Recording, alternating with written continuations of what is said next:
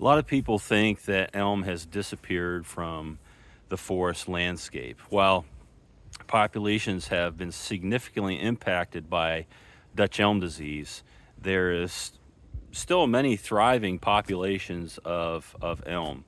American elm has really been hit hard, but elm is still in, I'm here in Northeast Ohio, is still a significant part of the forest landscape here in Ohio.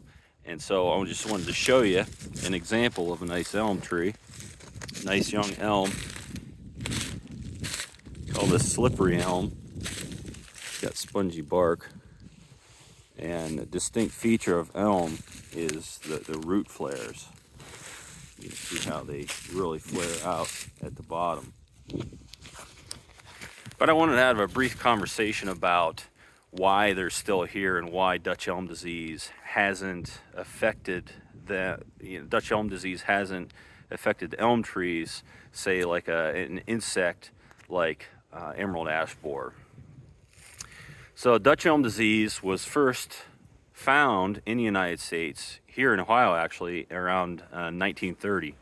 And the reason, so the way that Dutch elm disease works, it affects the vascular system of the tree itself, and it's a fungal disease. And so what that means is a tree is infected with this fungus, and it affects the vascular system, which affects the flow of the water within the tree. And if any of you know and have seen elm trees infected by Dutch elm disease, they die very fast. And you know, one year it can look nice and healthy, next year it can be dead.